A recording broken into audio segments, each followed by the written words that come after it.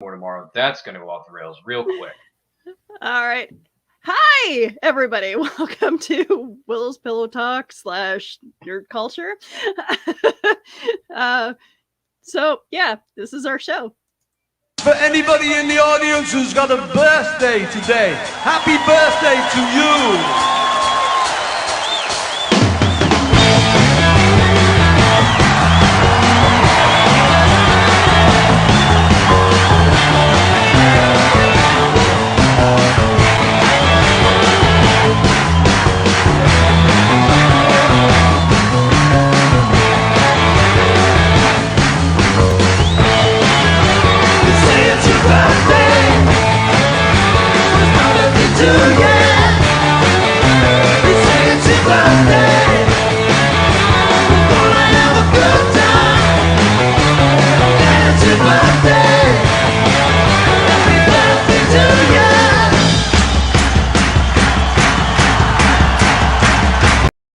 I wasn't sure if you guys wanted to let that go, but I wasn't sure if we were going to out, man.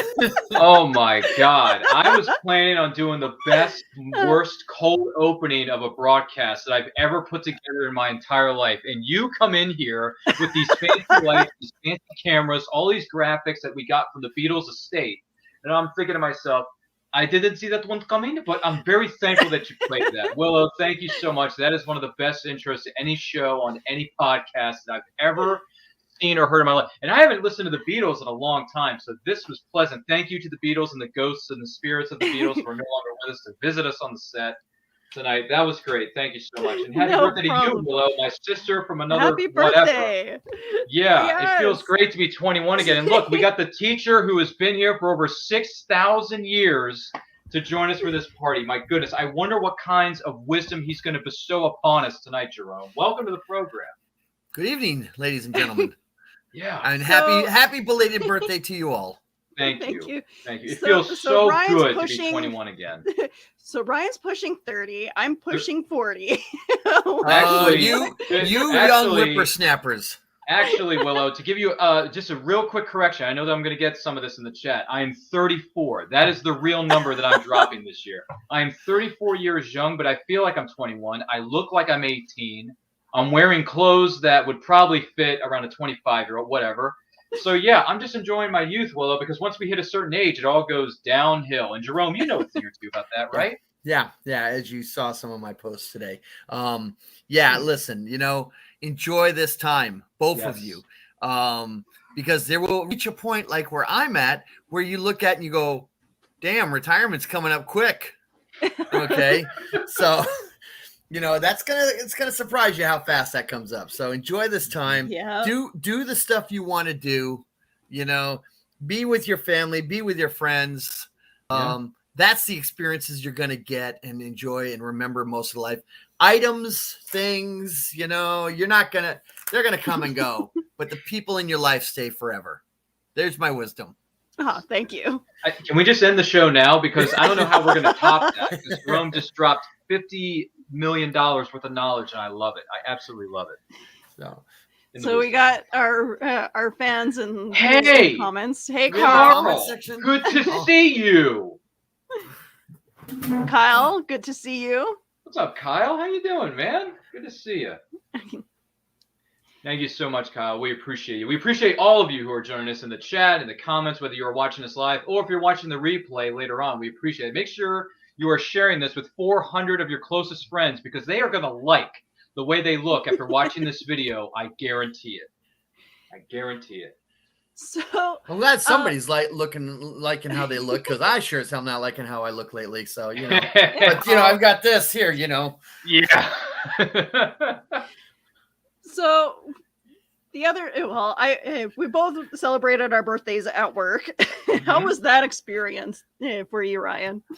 Yeah, I was at work at the testing center on my lovely college campus, which just loves to continue doing construction and renovating itself every 2 minutes. So, no, it was great. It was fun. I worked a couple hours. We actually got off work earlier than expected. So I called myself a little bit of a, secret present to myself. I got off work 2 hours early that day. I was very surprised.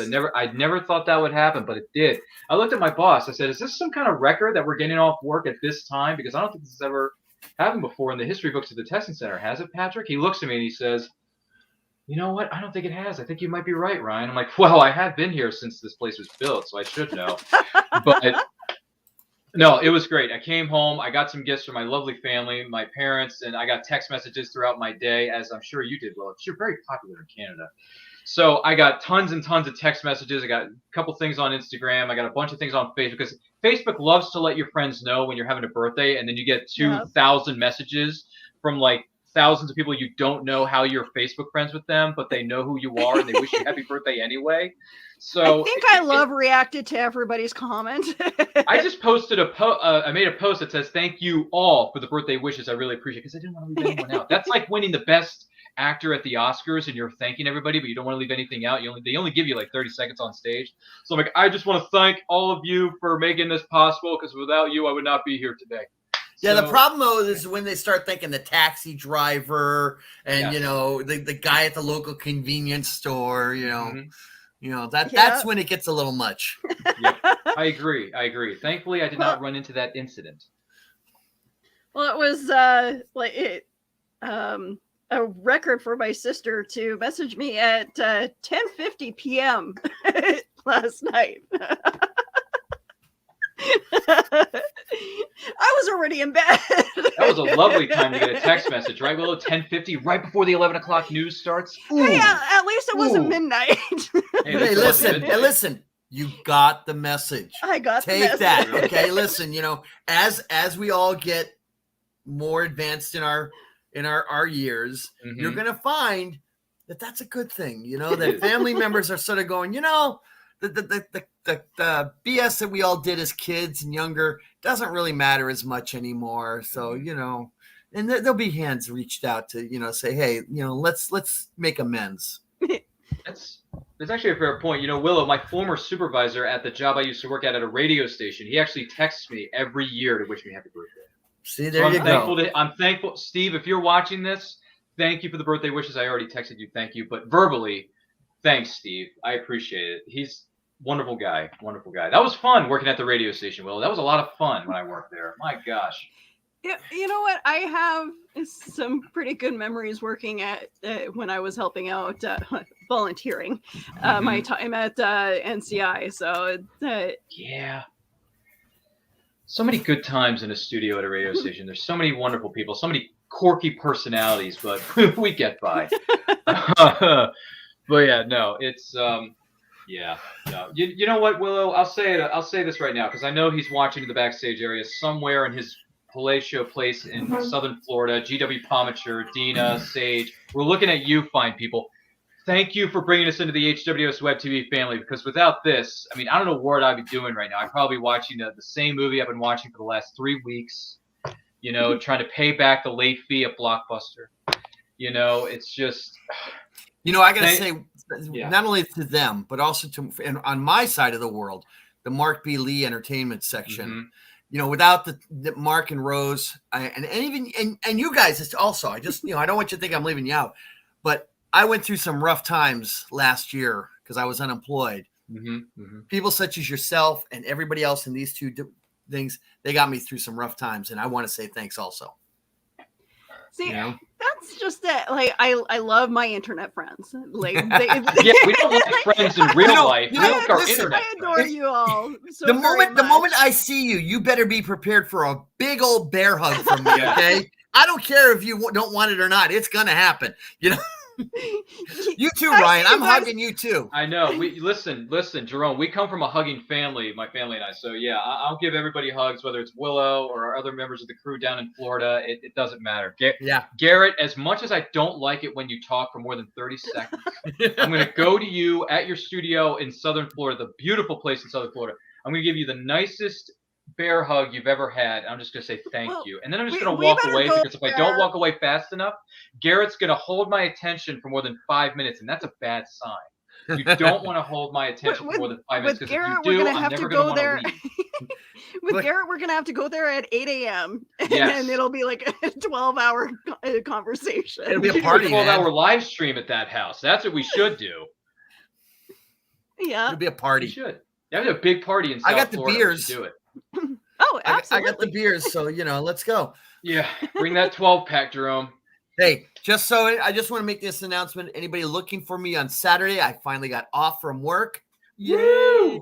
I will be up in West Lebanon, New Hampshire, at the Upper Valley Comic Con. Oh, nice. Finally, you know how many Comic Cons I missed this year? Oh, I keep seeing all the posts from you guys, Comic-Con and all the guests, and I'm just like, no. I've been waiting. Remember, I'm in Massachusetts. All the other cons are down in Florida that we see from our friends down there. It's a few thousand miles for me, a couple thousand. Yeah. So I've been working for the last 10 weeks. Ryan, you're gonna love this. I've been working 6 days a week, 10-hour days. Oh, yeah, that's a lot. So yeah, I'm a little punchy. Yeah. I don't blame you. My boss finally got me some time off, and that was yesterday, today, tomorrow, and Saturday. Yay! Bless your heart. I bet you're jacked up and excited to visit the vendors' tables. Any celebrities at this one? No, this is all local stuff. These are local celebrities. A friend of mine who did a really good a reverse gendered Dracula. I would highly recommend it. Nice. I'll send you the sure. Whatever the links. Links. That's what we're good at on social media. We're good at sending people links to stuff. Yeah, I got to see if Chris has a page on that. But it was it was an interesting book. He did it, a self-published. If memory serves me correctly, tomorrow is the start of spooky season, aka October/Halloween. So I know Willow's looking forward to that. Elvira, anyone? So. Oh yes, yeah. I will be. Speaking of Dracula, I should probably go back and watch Dracula Dead and Loving It from Mel Brooks. Maybe I should give that a rewatch. Nice. Yeah. I love that movie. Maybe some Leslie Nielsen love. I mean, No. Love at first bite. Although I will say, I probably am going to revisit the Universal monster films like Frankenstein and obviously Creature from the Black Lagoon is one of my all-time favorites. Claude Rains' version of The Invisible Man. Phantom of the Opera, I love that one too. But man, some good classic films out there to watch for spooky season. Even though I'm not a big Halloween fan, but I'll allow what is it called? It's The Great Pumpkin, Charlie Brown. That's a great family little special right there for you. Okay. That's fun. I can't believe it. I'm already talking about spooky stuff, and I'm not even a Halloween fan. It's weird, Willow. What are you doing to me over here? Oh, right. You're the Christmas. Yeah, I like the more happy-go-lucky times, like Thanksgiving and Christmas and all that wonderful thing, like New Year's and stuff like that. See, I would like it more if I actually had a stable family. Yeah. I will say this, though. The scariest movies that are going to be on TV this season, as they are every season, is those Hallmark movies. Whoa. Those are some scary movies. Oh. All the same movies played by the same people. You my wife watches those religiously almost. I know. How do you think I feel when my mom puts them on the TV every day? I come downstairs, eat my Honey Nut Cheerios. She's like, I'm watching the Fall Harvest marathon. You want to watch it with me? No, Mom, I don't, because they're all the exact same movie. Listen, pal, at some point you learn, because as I learned early on with my marriage, was everybody has their own unique weirdness. It's true. Okay, some watch Hallmark movies, some watch horror movies, some watch other weird podcasts, But we all have our strangeness, and embrace it and welcome it. They want to watch the Hallmark films. That's great, because that means some actors and cameramen are getting a job. So and they're over here filming those. Yeah, there you go. Willow, why have you not had a walk-on role or a walk behind you? Why haven't you been cast as a supporting actress? I could be an I extra. am extremely busy when it comes to work and doing the podcast. When do I have time to do what is this work thing? You don't Willow, need to you need to make time. Make time to get a good-looking paycheck from the executives at Hallmark, because I'm telling you. Once you star in one film, they're going to keep your name on the list. Like, okay, we're going to hire this one to come back every year. That's right. They recycle the actors.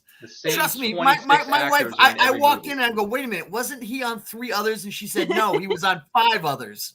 Okay, so we believe in you, Willow. You can do it. I do need to expand my IMDb page. Well, doing the Hallmark movies. I'm just happy I have one. Okay, I have an IMDb page too. I'm happy to have one myself. If they ever cast me in a Hallmark movie, would I actually do it? Depending on who the main cast is, probably. Like if it's Aaron Cahill, I'm a big Aaron Cahill fan. So I'll do I it gotta if she's update in my it. page. If 'Cause Danica I'm actually- McKellar is in it, I'll be in it with her because Danica I'm in an McKellar was actual Winnie film. Cooper. So I'm in an actual film. Credits and everything. Oh wow. also Yeah. Which one? spectacular. I gotta find the title. It's been a while since I've looked at it. Someone's got to Google this. All right. Um, So here's the graphic novel title. I'm sending it to you guys in the private chat.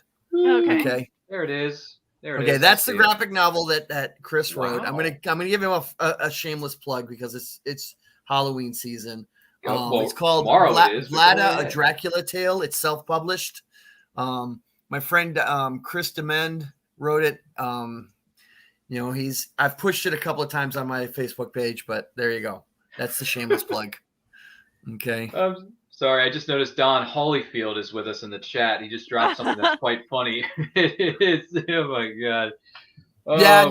no. I understand what he's saying. Yeah, like my wife's British shows, 50 actors over the past 50 years. Laugh out loud. No. Hey, listen, I could go back to the 1960s and show you the exact same actor showing up 3 times in the same show as 3 different characters. Wow. Oh yeah, it's not aware. hysterical. Something. I was not aware of this. Here's a fun fact for us, you and I, as being birthday kiddos here this week, Willow. I didn't know this until my friend posted it. A really good author known as Bobby Nash, who, if you don't know who he is, go to bobbynash.com. Check out his crime fiction books. He is one of the nicest, most chatty Cathys on the planet Earth, but he's one of the better chatty Cathys. So if you're in a room with him for more than 2 minutes, you're going to want to stay for 2 hours because this guy is smart, knows his stuff. Bobby Nash posted something that this week was the anniversary of the premiere of Star Trek The Next Generation premiered on September the 28th of 1987, Jerome. Yep. And when I saw that, I was like, wow, I was born on the exact same day, the exact same year, on the exact same time. And I looked at Bobby and I said, Bobby, must be fate. Engage. Because I love Picard. So there you go. More fun facts for you lovely audiences watching at home. So at that, do you know what happened during that premiere?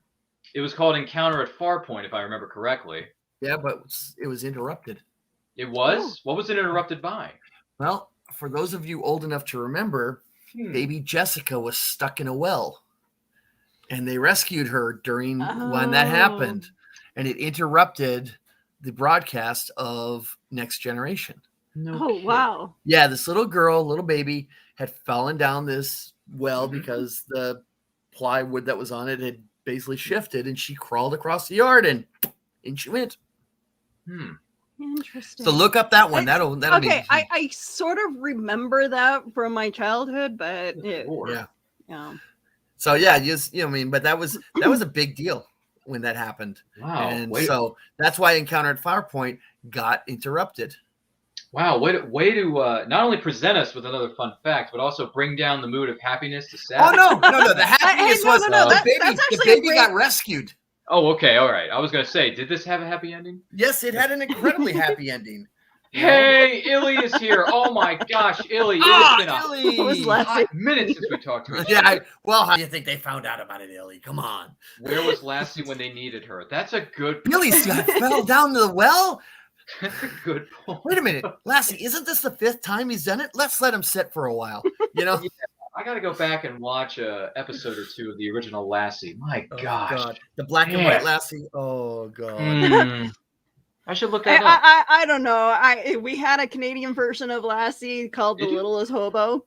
Really? I know that one. That one. No, I've actually seen that one. I don't know. It's I tough lived in to Canada say for a while. Who was better? Who was a better show dog? Lassie, Littlest Hobo, or Benji? Benji was the one that got the bigger press in the 70s. That was Benji, yeah. Yeah, Benji. Man, after a while, Benji was everywhere. You hated that dog. Okay? You really, after a while, hated that mutt. Gee willikers. Oh, Illy says she's seen the Littlest Hobo. There you go. And don't forget there was Rin Tin Tin. Oh, right. He was a part of the cavalry out west. Wow. Wow. Interesting. Apparently, Brian K. Morris's show has a lot of spammers. Don't bring them over here, please. No, please don't. No, let them stay over there on Comic Book Spectrum, which you can find on the Rising Tide Broadcast Network, which is another fine show led by a fine group of gentlemen, especially considering the fact that Willow, this Saturday, October 2nd, at 12 p.m. Eastern Time, I'm going to have a sit-down interview with Brian Rodman, a horror fantasy comic book writer and artist from Comic Book Spectrum, one of the co-hosts, one of the four horsemen, of that show.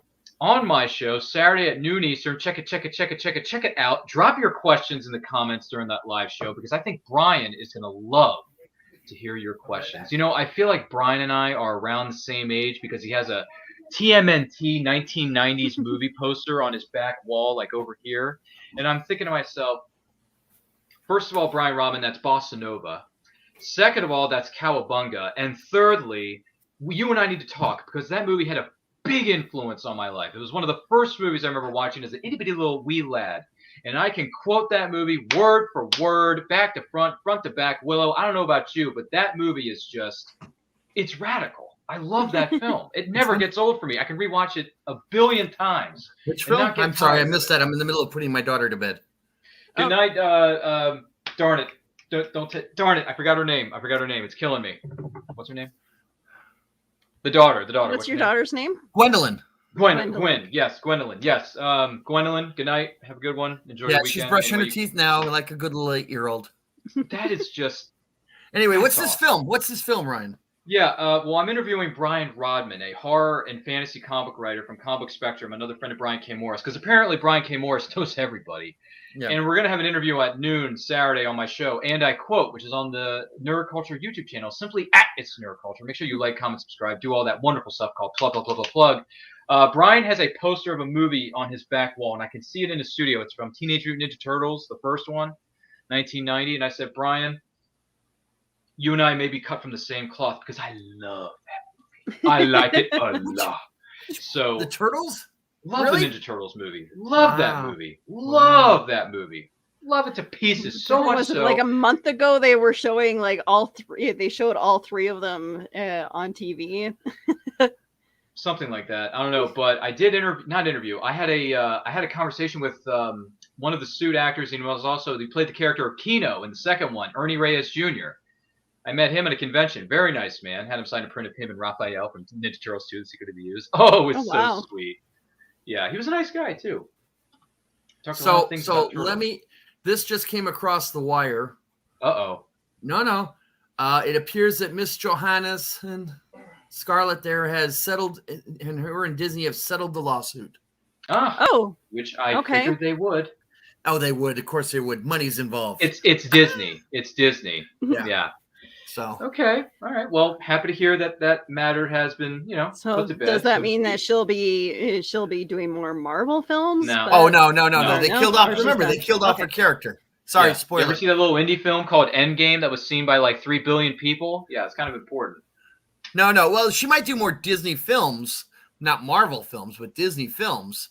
But let's put it this way: after that, she doesn't have to do anything more. She's butt loaded now. I don't think she had to do it to a certain degree.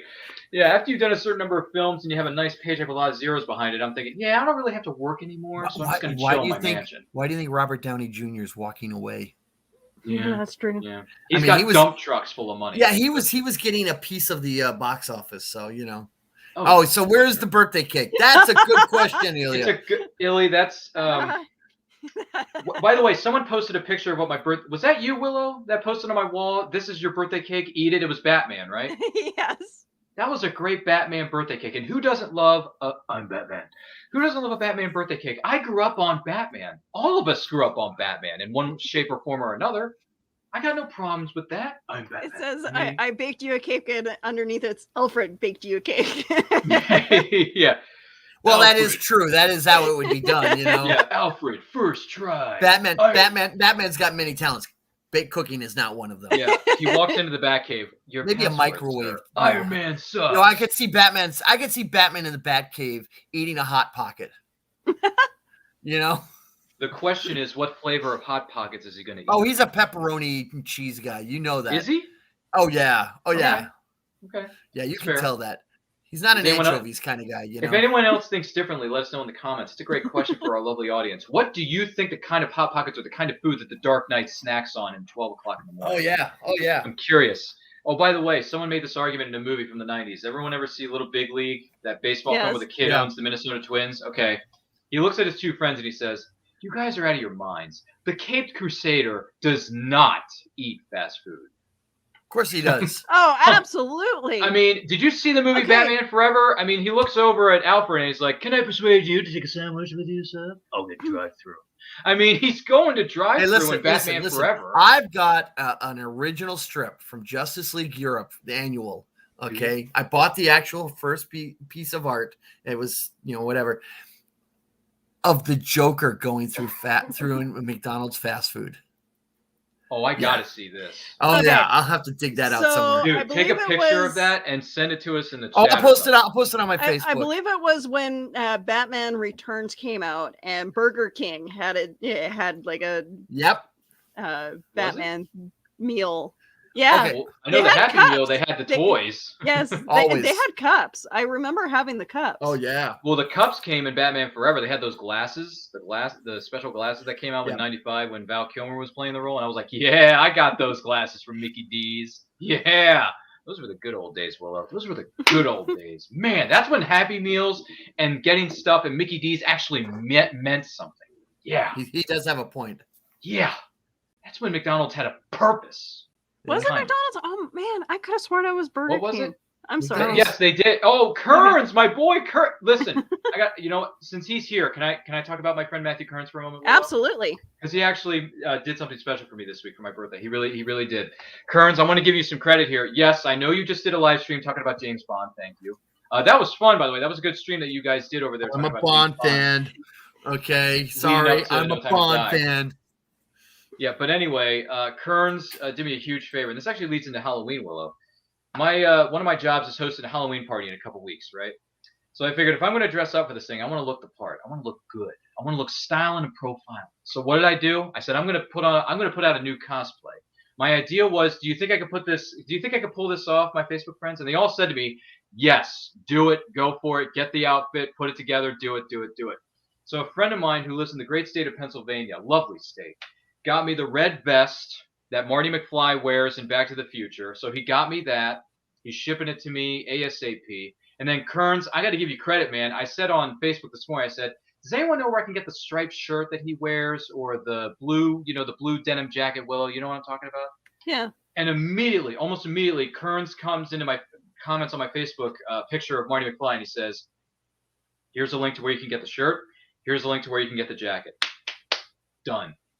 And I said, thank you for doing all the work for me. So I just clicked on the links, bought the shirts and the jackets in my respective size, Willow, because you got to get the right pieces of the outfit in the right size, Yes, you right? do. Everything counts. So I was like, okay, this looks good, bought it, done, finished. So Kearns, thank you. I'm going to look so good as Marty McFly with the entire I'm going to have the whole outfit on. I'm going to, I already Nice. have the hair for it. I already look like I'm 17.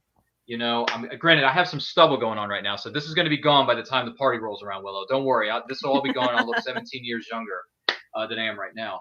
So, yeah, I'm going to be Marty McFly for Halloween, if not when I feel comfortable going back to conventions on my own time, on my own dime, I'm going to go as Marty McFly. So now I have 3 outfits in my cosplay arsenal. Yes. I know where to pick everything up already. Thank you so much, Kearns. You're the Mac Daddy. You're the man. So you're the Doc Brown to my Marty McFly on this occasion, Kearns. So thank you. You're the man. Don't get me wrong. By the way, Kearns, when you and I meet up, wherever that is, whether we meet in your home state or my home state or somewhere in between, I'm going to buy you a Pepsi Perfect. That's what I'm going to do for you. I'm going to buy you a Pepsi Perfect, like it's Back to the Future Part 2. So Willow, I cosplay as Clark Kent from Smallville. Mm-hmm. I cosplay as Indiana Jones, and now door number 3 is going to be going back to 1985, the year of our Lord, and I'm going to go as Marty McFly. How do you like Excellent. that, Willow? That is awesome. Yeah, makes my day. So thank you, Kearns. Thank you to everybody who gave me tips on where I can find this stuff. I really appreciate it. But man, I can't wait to put on my Marty. I just can't wait to put on a cosplay again, Willow. It's going to feel so good. If you want a Pepsi Pal, you gotta. Yeah. Look, hey, Kearns, just give me something without any sugar in it, all right? Something without sugar. I'm sorry, Willow. I don't know if you know this or not, but I really like Back to the Future. Have you seen that movie before? Absolutely. I have the trilogy. Oh, you own the well, let me ask you this. Do you own the trilogy on DVD, Blu-ray, or VHS? You know which format that you and your husband own it on? I want to say all of it because I'm pretty sure I'm pretty sure we have the VHS somewhere. That is, guess what? I have Back to the Future, the first one on VHS, and then I have the whole trilogy itself on Blu-ray for its 30th anniversary. That came out about 5 years ago. So there you go. Fun facts for you lovely people watching at home. Yes, Matthew Kearns, I love your quotage in the comments section. I love your quotage. By the way, I prefer regular milk, not chocolate. So if I were in that scene as George McFly, I would say, Lou, give me a milk, regular. And then he slides the glass over to me. And then I would drink it and walk over to my potential love interest, Willow, quote unquote. I would say, Lorraine, I am your density. What? What I meant to say was I am your destiny. Just, you know what I mean? Like, I would just have too much fun with that, Willow. We're having too much fun here. I'm sorry. I'm going off on a random... You know what? I would love to see the Back to the Future 3, Marty. That would be awesome. Yeah. Did Kearns said he was working on that? Is that you, Matt? Yeah. That said you were working? Okay. If you put that together, I want to make sure that when you introduce yourself to people at conventions, don't say that you're Marty McFly. You walk up to him and say, my name is Clint. Clint Eastwood. What kind of a stupid name is that? Like Mad Dog Tannen would say in the third one. I hate that name.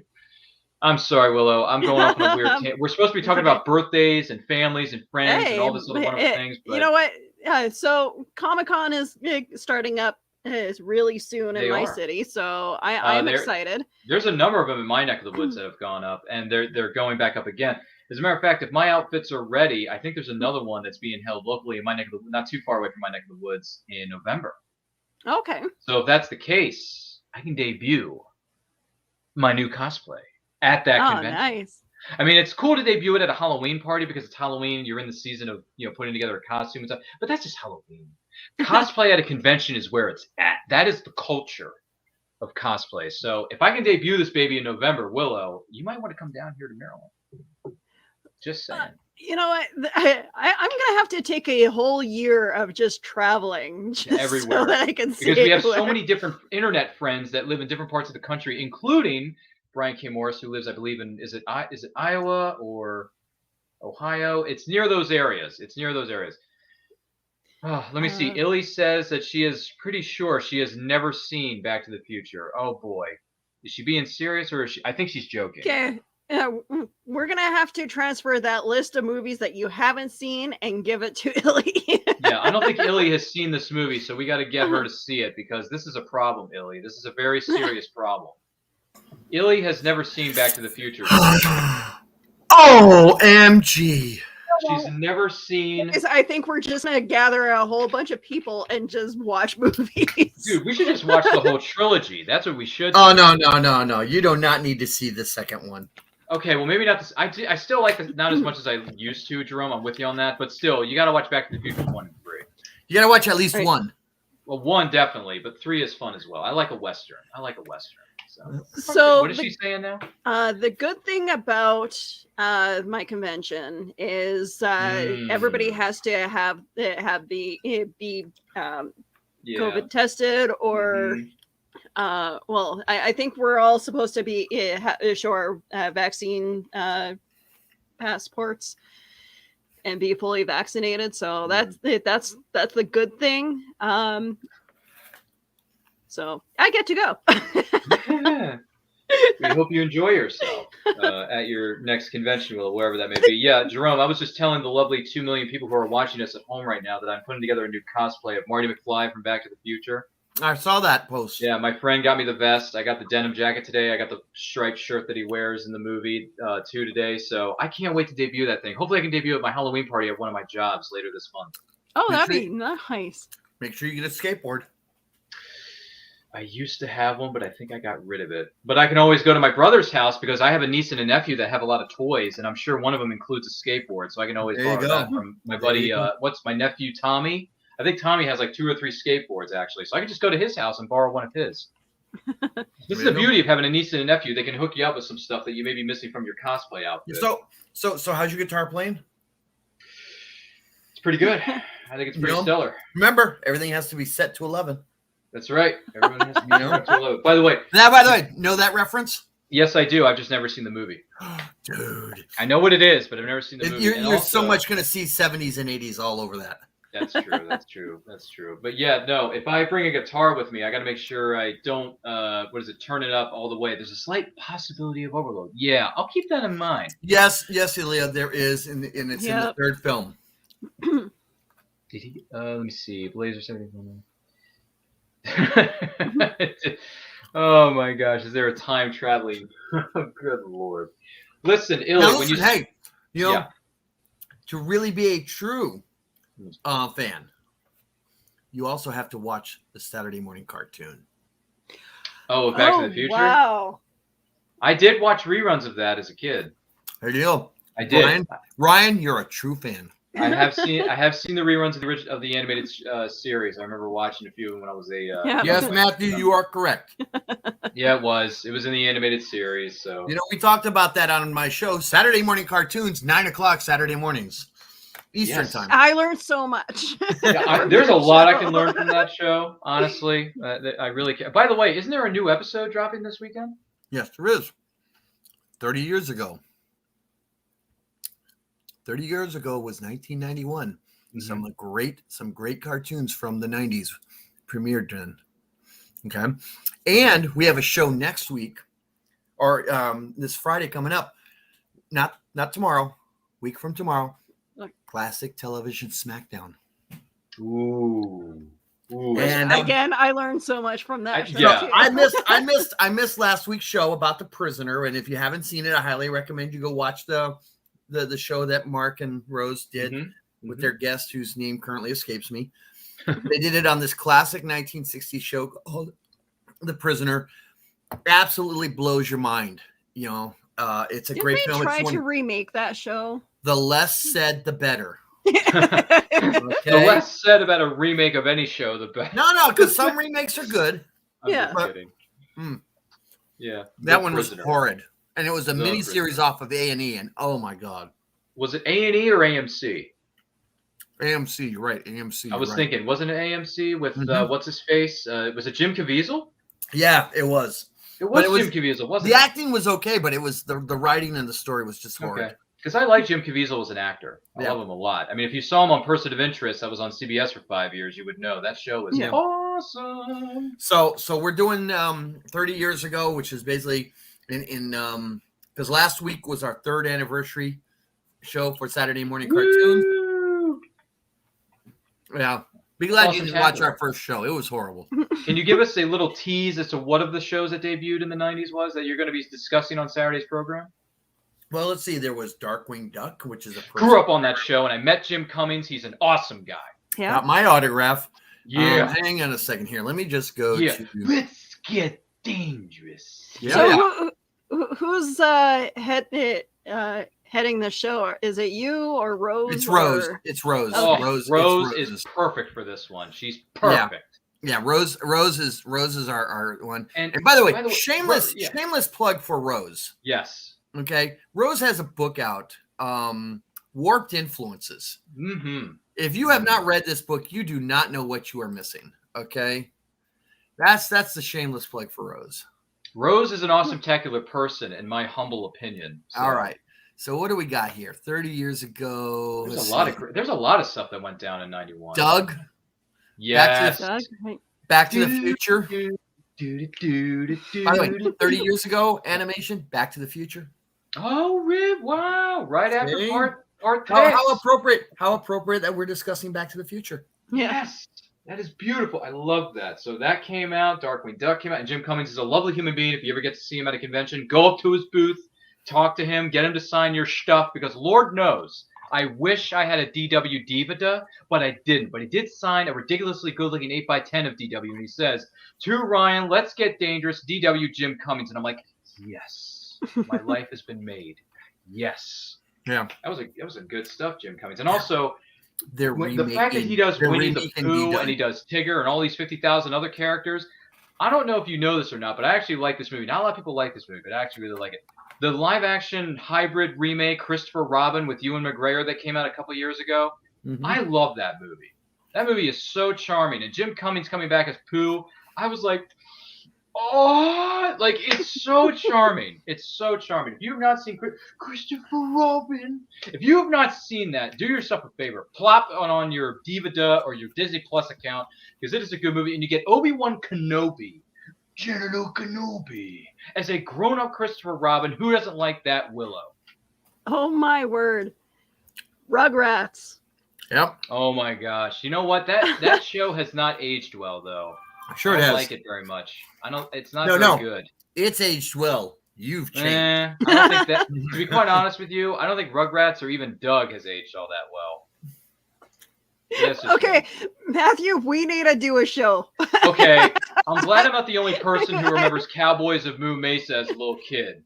No. Do you remember that, Willow? I remember going to my local library and checking out something known as a VHS tape of Cowboys of Moo Mesa, and I had fun watching that. Do you remember the theme song? It was pretty catchy.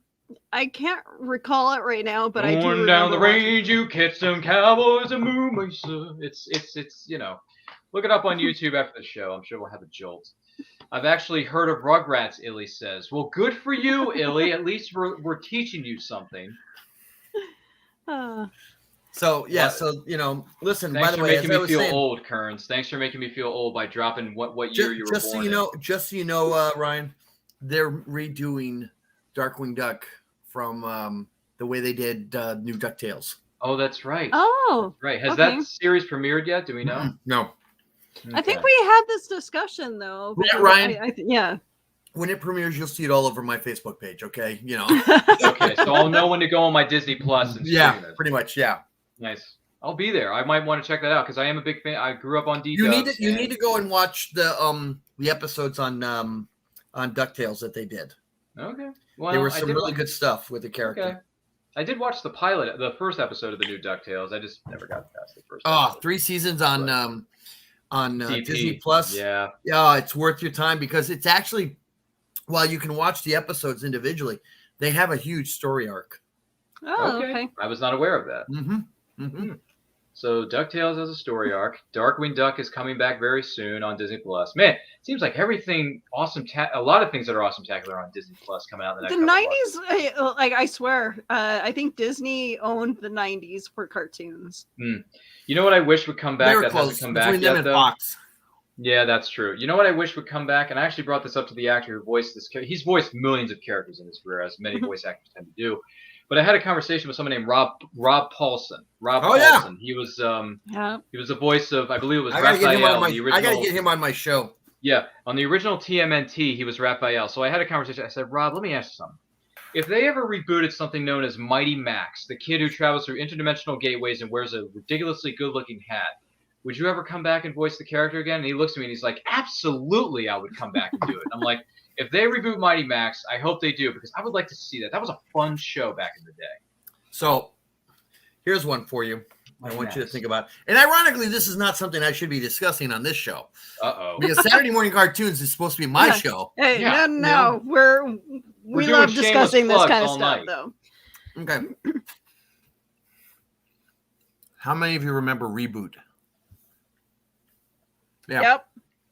I was addicted to it. I actually recorded episodes. I think on either Prime or Netflix or even Disney, somebody has done the sequel for 20 years later Really? in the Reboot universe. I might have to look this up. I don't know think if I remember. heard about No, it, you and don't want to. It was The a original. great. The original, I don't know if I watched Reboot or not. I got to look it up and see if I remember it as a kid because right now it's not ringing a bell. It was incredibly naive and innocent. It was a great cartoon. I mean, it was. I loved it, but it doesn't age well because of the graphics from the 90s. Yeah. No. That's when the computer animations first started happening. Exactly. Yeah, that's true. That's a fair point. So- Interesting. So Reboot was an interesting one. I loved it simply because it was just some interesting concepts that they were playing with, about AI and stuff. Oh my Right. God. Kearns just dropped in the chat. Also, James Bond Jr. came out in 91. Oh That's my true. God. That is true. That is true. Ooh. That almost sounds as bad as the movie they made like 20 years later called Ace Ventura Jr. or Ace Ventura's Son, whatever it was called. That was whack. That wasn't that. Sorry, I'm eating my dinner. It's okay. It's dinner time all around the world anyway, and it's 5 o'clock somewhere, Willow. So if you need to take a sip of, it wasn't Son of Ace Ventura. It was the Son of the Mask. Well, yeah, but they also did an Ace Ventura Jr. film too. Not that I'm aware of, but I'll look it up. I remember. I will look it up just so I can see how horrible it was. It was there. Ace Ventura Jr. is in the books. It's in the books. It's real. Son of the Mask, I do remember because that was a question on the movie Trivia Schmodown. Oh my God, he is right. 2009. Yes, thank you. Yeah, if you haven't seen the movie Trivia Schmodown, 3. Yeah, check out the movie Trivia Schmodown. If you love movies and movie trivia, look up the movie Trivia Schmodown, the First Class League, because those guys are great, and it's sports entertainment at its finest, at least in my opinion. This was a made-for-television film. So it was a direct-to-DVD movie. You know, yeah. I think I jumped off the whole Ace Ventura bandwagon after the first one. Yeah.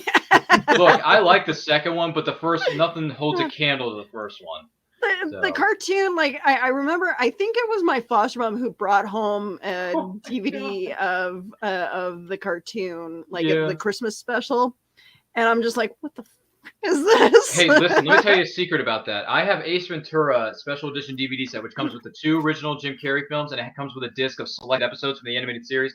I tried watching one of the episodes, and I'm thinking to myself, what the frack is this? This is dumb, stupid, pathetic. It makes no sense. I'm like, this is cuckoo for Cocoa Puffs. And then I turned it off, Willow. Yeah. So I do have some wisdom in my noggin. I may not be the smartest person in the room, but I do have some smarts. The Mask cartoon, though, was pretty good. I will have to admit, the Mask was, I liked it. I thought it was okay. I mean, I didn't like love it, but it was Look at it. Man, Kearns has got tons of memories dropping in the comments. My God, Kearns. Oh. I swear, Matt, Kearns, I think me and you will have to geek out soon. Yep. Because... Seriously. Hey, Willow, maybe you should have him as a future guest on Willow's Pillow Talk. Hey! He's welcome to join us now if he wants. I mean, hey, Kearns, if you're still up and it's not past your bedtime yet, because I know you're quite younger than I am, so you have a curfew. Somebody send him the link. If you're still available, jump into the let us know in the comments that you want to be in the studio, and Willow will send you the link. I promise you. You're going to like the way you look after being on the show. We guarantee it. Let's see. Illy says, I haven't seen Ace Ventura after seeing a recent clip of it. I don't think I ever will. That's an acquired taste, and I'm not going to shame her on that one. Okay. Fair enough. Jim Carrey's a very... Yeah, I saw that. Go ahead and send the link there, Willow. All right, here. Let me see. I got it right here. I'm friends with him on Facebook, Willow. But Jim Carrey's an acquired taste, you know? It is. I'll give you that. But it is funny though. I'm not disputing that. Oh yeah. I mean, but since it's Throwback Thursday and we're having a good time with this Throwback Thursday going down memory lane with how much titles that Jerome is throwing at us. Willow, what's your favorite part of Ace Ventura, the first one? Favorite scene, sequence. Favorite scene. What do you think?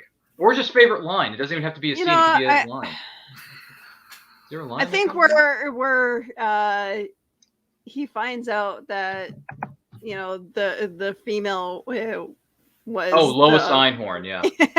And he's trying to get like the taste out of his mouth. Yeah, that whole situation. I think that's the best scene. Mm-hmm. Okay. Well, that's fair. So anyway, there's a potential new show coming out starring me. So I'll off camera I will tell you guys about it, and I will need some input from you guys. Okay. Look forward to hearing whatever it is in the backstage area. Mm-hmm. So let's see. I'm not ready to make an official announcement yet, but when is coming? No, that's fair. Since this movie's coming out next week, even though I'm not going to be able to see it until a little bit later on, and whether it's theatrical run or where it comes out on Blue, because like I said, I'm not too comfortable going to movie theaters right now. But just out of curiosity, if I'm the only fan of this franchise, that's fine. I'll take the heat for this. But No Time to Die is Daniel Craig's last Bond film, and it's coming out next week in theaters on October the 8th. Is anyone else here besides myself a Bond fan in any way, shape, or form? Jerome, let me ask you something. Favorite Bond actor, favorite Bond film. What do you got? Favorite Bond actor has got to be Sean Connery. Okay, the original set the standard for everything. Guy came back in the 80s, basically as an ancient old guy and still managed to pull it off and Never Say Never Again with Kim Cattrall. Kim Basinger, too. Kim Basinger, I mean, yeah. I mean, he still managed to pull it off. Okay. My favorite Bond film has got to be Goldfinger. Okay. Goldfinger. Yeah, but if you look at Goldfinger, Goldfinger has a couple of things that are really strong that go for it. So first off, we don't have Spectre as a villain. Okay. We also have this is the first real gadgets. Where you have a lot of gadgets. Okay. Oh, dear Lord, Ilya. Ilya has never seen a James Bond film. And by the way, before Jerome continues, I just want to do a quick sidebar here, Jerome. Sorry to interrupt you. Yeah, go for Ladies it. and gentlemen, join us in the studio tonight is a very special guest. He's got the handbook to prove it. There it is. Wow. Yeah. No one's going to read My Life magazine. Anyway, listen, Matt Kearns is here. He is joining us from Take 3 Productions. Matthew Kearns, welcome to the program. Thanks for being with us to celebrate Willow and I's birthdays, as well as meet Jerome Connor, a.k.a. the sage of all sages. He knows a thing or two because he's been around this earth for a thing or two. So, Kearns, how are you this evening? Thanks for joining us. What's up in your neck of the woods? Doing well. Not much of anything. My mommy gave me an extension on my bedtime because well, we thank her for that. Thanks for being with us. I'm 24 for crying out loud. I don't have a bedtime. I know. Dude, I'm messing with you. But just for all I know of what you watching VHS us, is. I had a VHS player. Listen, for all of you watching at home, can you let the viewer know who you are, what your deal is, and if you host a podcast, why don't you go ahead and tell us about it? What my deal is? I don't need to think of too much it's time. It's International Podcast Day, so talk about your podcast. I do a couple things on the YouTubes over on Take 3 Productions. I host a couple of shows. I host a podcast called the Fandom Podcast, where me and a guest we take a topic and we kind of just talk all things on it. Ryan was my first guest last year. We talked about Superman. I also host a show over there called Second Look, where I take a movie that a lot of people don't like and I talk about why I like it. I've done episodes on the Star Wars prequels, Batman Forever. And my most recent episode was on The Hunt for Red October. Talking about Sean Connery. Yeah. So, a lot of people hate that film. I could have sworn there were a lot of people that liked it. It's more just under talked about. Like when people talk about Jack Ryan, I feel like that movie's been kind of forgotten about. I feel like, with the Amazon series, a lot of people because of John like Krasinski, that. Yeah. And I feel like most people, when they think of movies, it's Harrison Ford, which I love. But Alec Baldwin was my favorite Jack Ryan, so I was like, I want to talk about why. Literally, I made the video. Got nonsense there. Yeah, I do recommend though on The Hunt for Red October. It's one of those that I recommend that you go and read the book because there is a lot of the technical side. Yeah, my favorite part of the book is what they did with the movie. Yeah. Oh, I'm sorry. Yeah, there was a raid. There was a raid with A-10s on a Russian carrier in the book that was really good, and the way they described it was very worth your time to read the book. I think, however, because I the Jack Ryan books are some of my favorite books of all time. I think, however, the climax was handled better in the movie because they condensed everything happening at the same time. Instead of in the book, everything's in sequence. I felt like it was a lot more tension built when it was all at the same time. And also in the book, you don't get Alec Baldwin impersonating Sean Connery. That's the great moment when he's like, be careful, Ryan. A lot of stuff here doesn't relax well the bullets. Yeah. Yeah. So that's Baldwin in that. But the funny thing about this film was Baldwin was set to basically become the next big franchise. Okay. Well, because do you know who the producer originally wanted to be Jack Ryan? No, who's that? He wanted Kevin Costner, but Costner would have been horrible. Kevin Costner decided to make this little movie called Dances with Wolves. Yeah. Instead. So they went, so our big star doesn't want to do it, so let's make a star because Alec Baldwin was a nobody. No, he wasn't. He was horrible. Here's the thing. Opera actor. But here's the thing, though, is he was set up for the next one, which was Patriot Games. Yep. And he declined it. Do you know why he declined it? Because he was doing Cat on a Hot Tin Roof on Broadway. It wasn't in Broadway. It was in L.A., but he still was doing it, and he was doing it with his future wife. No. He met her on the movie set of a film that they were doing together. That's where they was. It was I can't think of her name. She's won 1 million Oscars. French Lieutenant's Woman, Silkwood. Who are we thinking of now? The actress. But which actress? I missed something because I had to take a commercial break. No, she's won a lot of Oscars. Yeah. Hang on a second. Whose wife is this? No, it wasn't a wife. Baldwin. It wasn't his. No, Alec Baldwin's co-star in Cat. Is it? God. Hang on a minute, I'll get it for you. Oh wait, no, I was thinking of Harrison Ford's third wife. Never mind. No, Don't go there. I'm thinking of the girl from Supergirl, who's Meryl Alec Streep. Baldwin doesn't like Harrison Ford. He was doing a play. He was doing a play with Meryl Streep, and he didn't want to stop doing that play because he was scheduled to do this play to go do Patriot Games. And then the head of Paramount suggested Harrison Ford, and they were like, "Pretty good idea." Sure, why not? He's finished playing Indiana Jones 3 years earlier. Why not? Yeah, and I love Harrison Ford's my favorite actor. So obviously, I love his Jack Ryan in Patriot Games. I was just gonna say, like, wasn't that one of his best movies? Yeah, it depends on who you ask. I call it one of his best. Depends upon who you ask.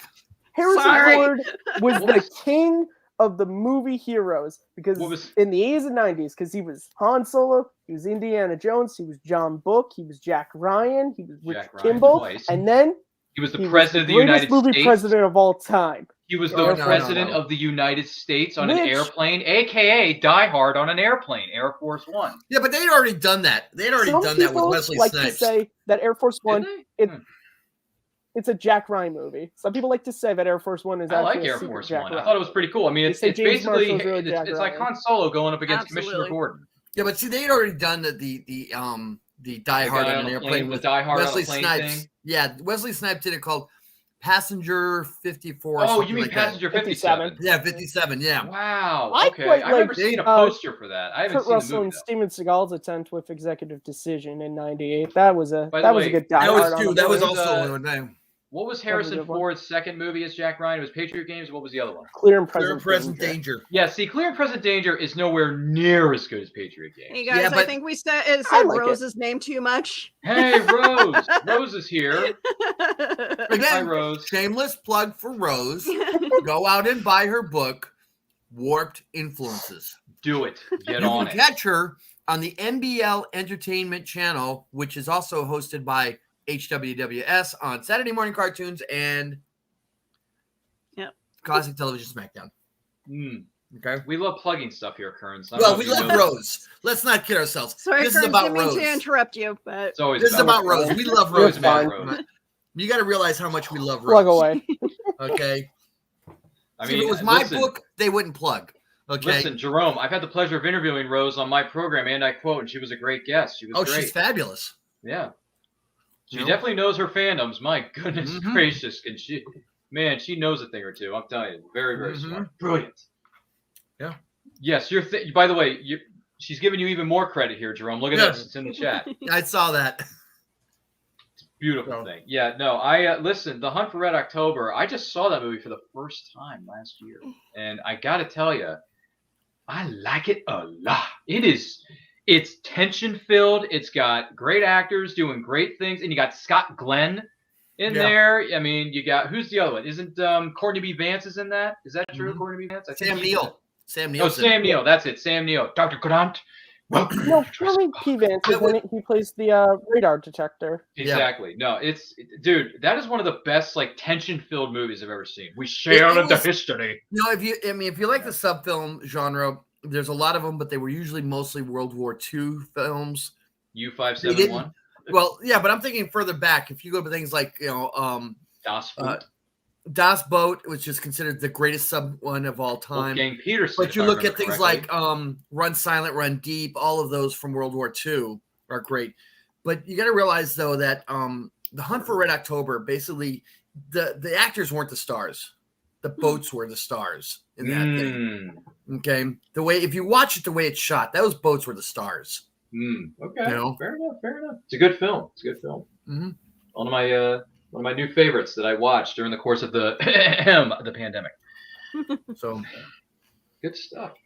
Man, I don't know. Where do we go from here, Willow? Man, my gosh, there's so many topics. Oh, well, here's one. Did anyone? It hasn't happened. This hasn't been released yet. This is just a tease. I'm sorry. I know no one likes teasers for anything, but I'm just saying. Has anyone seen the teaser poster for the Book of Boba Fett dropping in December on Disney Plus? Yeah, Anyone seen that? I have. Does that not look ridiculously good looking? I am so jacked up to see a dad bod Boba Fett lay the smackdown on the criminal underworld's candy keister, Kearns. Listen, man, we've already had a superhero with a dad bod. That's true, but I want to see Boba Fett though. Thor as a dad bod means now I can cosplay now at cons. Okay, I'm just gonna walk around with that big hammer or the axe, just put the robe on. I'm ready to go.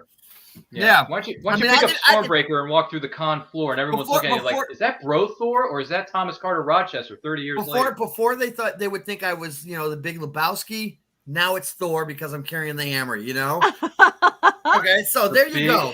Lebowski? But I love how they did that in the film, kind of like an homage to. It's literally an homage to the Big Lebowski. It literally is.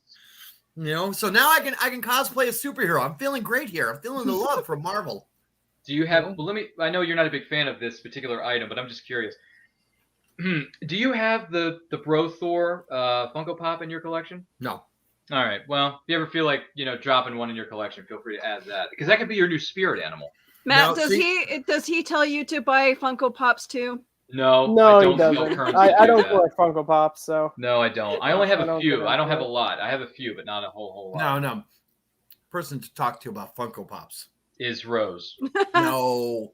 What? Rose collects them. Rose collects them, but she collects them a lot. Who's the person to talk to then? Well, Willow here is a co-host on their show.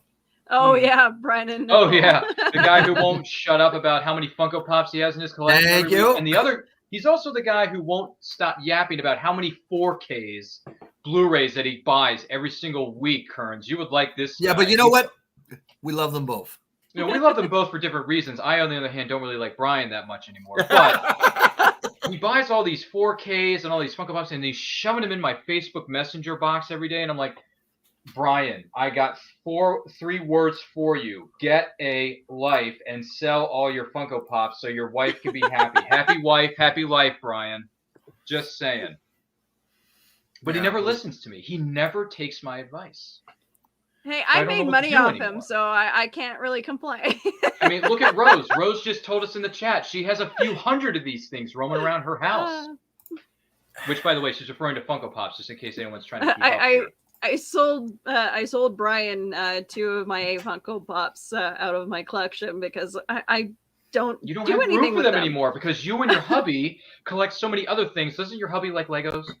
Yes, he does. Yeah, he likes Legos. So there's lots of Legos laying around the house, and I'm like, I don't know if I can handle this. There's too many. I can't walk in their house, man. I'm a dad, okay? So as a dad, if I walk into there, I'm guaranteed to step on a Lego. Yeah. Okay. Well, actually, he's pretty good at keeping his Lego stuff all in. Does he put them in the boxes that they originally came in, or does he keep them in storage containers like toast? We have a couple storage containers. We do have a couple of the boxes. His castle stuff, on the other hand, we've been trying to we have them in our cabinets right now. Rose. I'm excited for the Book of Boba Fett 2, and you got a Boba Fett pop. Guess what, Rose? I got the Boba Fett Mandalorian pop too. I'm currently on a pre-order for a pop. I'm waiting for Classic Hawkeye. Ooh, number 914. I'm waiting for it. It comes on my birthday. It's going to be delivered on my birthday. So it's going to be delivered on your 21st birthday. That is awesome. Yeah, 21st birthdays times 2 plus a few more. So, listen, significantly more than that too, by the way. Hey, listen, it's all good. Age is just a number, Jerome. It's just a number. Yeah. All right, Matt, what do you collect? Yeah, what do you collect? Do you collect anything other than your Timothy Dalton James Bond posters? I don't even have a Timothy Dalton James Bond. Dude, you love Timothy Dalton as Bond, and I you don't have a do, poster but of him? they don't sell. I collect a lot of things. I collect comic books. Yes. Okay. Oh, look at that comic book. 89. Batman 89 that just came out recently. That's good. Well, issue 2 came out recently. Oh, issue 2 came out. There you go. As well as issue 1 of Superman 78. Okay. It's awesome. Superman 78. I collect Star Wars figures. Okay. The Look at flashback those photos. vintage cards. Is that, yeah. Flashback. Nice. So, there's- Mhm. Oh boy, that's Jake Lloyd's Anakin. Oh my gosh. Yeah. I collect a lot of things actually. I've never really been genuinely asked about what I collect. I collect toys, games, Hey. movies. Toys, Oh, games. me and Joe are big into like the Ghostbusters Whoa. stuff. So That's Ghostbusters. But that doesn't look like a thing from Ghostbusters. It looks they- more like a toilet. well, No, that they looks like the re-released- animated. They re-released the toys from the animated series. And it's so called a fearsome flush. Boy, I'd hate to meet Yeah. that guy's parents. Yeah, that's yeah. I was gonna say that looked like the animated one. So we So have Willow, thoughts Yes. on the new Ghostbusters movie coming out? Ghostbusters. you know what, I'm excited for that for it. Me and Joe have been waiting for a very long time for this 35 movie years. to come out. I gotta say, I liked the remote control trap. Yes. You know, Mm. I thought that was a clever idea watching that. You know, but that in the gunner's seat, but that's another subject in and of itself. But and did you notice who they're chasing downtown? Is it Slimer? It is might have- Slimer. yes. Oh, Slimer is has back, huh? returned. Yes, he has. Okay. I was curious because I saw a huge cloud of whatever came up in that trailer. I'm like, it's probably Slimer more than likely. But hey, it's all good. Look at who they got in the cast. They got Paul Rudd, who never ages. So there you go. He's got to be the new Dick Clark. He found the Dick Clark, fountain of youth. He does have a beard in this movie, though, so that's a little different than when he was in the Ant-Man movies. That's how you know he's aged. Is the fact that Paul Rudd can grow a beard, even though he barely had a stubble in Ant-Man's 1 and 2. Yeah. Are we going to have to cut him open and just sort of count the rings, you know? Do we have to do that, though? Well, I don't know. We'll see. But yeah, I think this one has a lot more potential than the last Ghostbusters that they did. Well, the female one, they could have done a lot better. Look, I'll say this about the female one. To me, it felt like it was a lot of little sketches that they tried to pile together. I mean, the male, Chris Hemsworth. Yeah. The secretary. Freaking funniest thing I saw. He was great in that movie. You know, he really played that. He's got some comedic chops. Right. You know, but like I said, there was lots of little sketches. Like they had pulled this, you know. It was like SNL. Sections. Right. Well, but it was more like they wrote sections at a time and then went, this is great. We should make a movie about this. How are we going to make it all together? And that was what I think their problem was. Yeah. Do we have a release date on the new one? Do we know when the new November. Wasn't it? At first, it was like November 11th, but then is it coming out before Thanksgiving weekend? Yes, I think it is. Hang on a second here. I'll look. Well, there you go. There's a reason to be thankful, Willow. There's a reason to be thankful. Ghostbusters 3, which is, by the way, 35 years very late, but it's still coming. I don't know. So at least you got it. I think something that is being released on November 11th, which is November Rocky 19th. vs. Drago. That's something to be Which thankful one? for. Rocky vs. Drago, the Sylvester Stallone director's cut of Rocky 4 is being released on November 11th, one night only. Rocky 4 that I don't care for? Okay. You know, I saw that one in the theaters. That was as far as I need to go. Yeah, I'll be honest with you, Jerome. I did a binge watch because I never saw all the Rocky movies. I did a binge watch of all of them, and I got to tell you, Rockies 4 and 5 are just they're just terrible. I'm sorry, can't do it. You know, I watched Rocky 4 and all that stuff, and it. just like, yeah, I'm good, thanks. You know, but the first 3 are really good. Yeah, the Ghostbusters Afterlife is coming out on November 19th, so that should be before Thanksgiving. It kept getting pushed back because of COVID. Well, there you go. You have reasons to be thankful for, Willow. It's coming. COVID, the Afterlife and then of Ghostbusters is coming. There's another film that's coming out on the 19th. Joe, you know what that movie is. What movie is coming out November 19th? Do we know this? I think he's asleep. Uh-oh. Sorry, the hubby's asleep. This is what happens when you go past 8:30 in Canadian time. Gee, God. Oh, my God. You know, I did something I shouldn't have done. I'm going to take pictures of this. I'm going to post them on Facebook later this week. I went on a website that Brian Wenslock. Brian, I'm looking at you, and I blame you for everything that's happening in my life. He pointed me to this website called Love to Get Media, which sells DVDs, Blu-rays, and vinyl and all that kind of stuff, Willow. And I must have bought like 20 Blu-rays and DVDs in the span of 2 days. Okay. Maybe more. So on the 19th of November is not a lot of stuff coming out. Ghostbusters, King Richard, Come On, Bad Luck, Banging, or Looney Porn, and Mothering Sunday. Sunday, yeah. What were you thinking there, Willow? I could have sworn there was another film coming out on the 19th. If you're curious, Willow, this weekend, Venom Part 2, Let There Be Carnage is out. Yeah. Oh, okay. Which I don't care for because the first Venom looked like garbage, so I have no interest in seeing Venoms 1 and 2. See, okay, that's just it. Like, the trailer for the first one looked awful. Seeing Carnage on the big screen, but I don't know if I like Woody Harrelson portraying him. I don't understand the appeal of these two villains. I don't get it either. They're killers. They're mass murderers. It's like, they're Spider-Man villains. That's what I'm saying. Like, how can you have a Venom and a Carnage movie without Spider-Man? Like, that's like having a joke. Well, granted, they did it with Joker and they did it okay. But that wasn't the Joker. I don't care what it was their own version of the Joker. That was not the Joker. And don't get your hopes up. I don't know, Ryan. They did okay with a Joker film about Batman and all his villains and Jim Gordon. So I mean, how can you have a Spider-Man movie or a Venom movie without Spider? That just doesn't make any sense.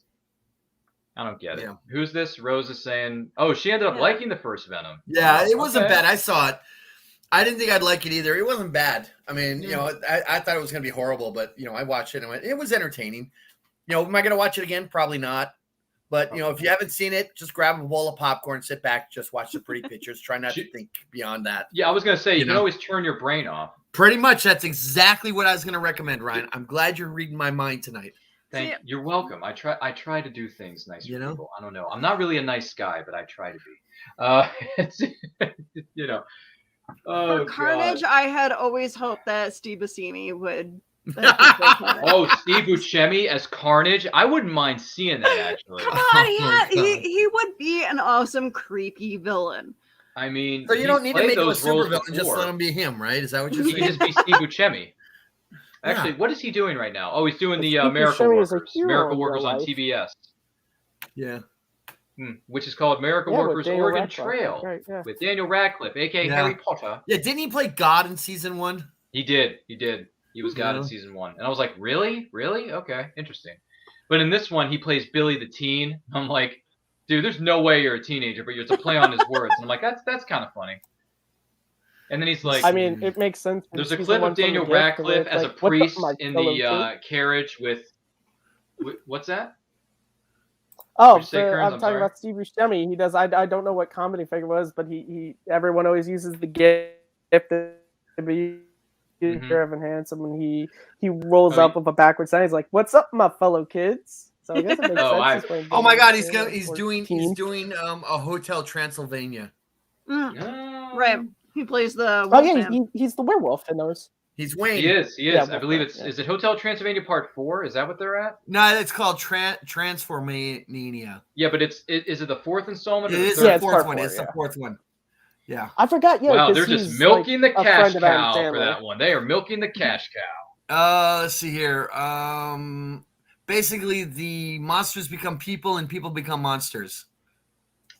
Didn't they already do that in like 3 other movies? Johnny's going to become a monster. Oh, interesting. All right.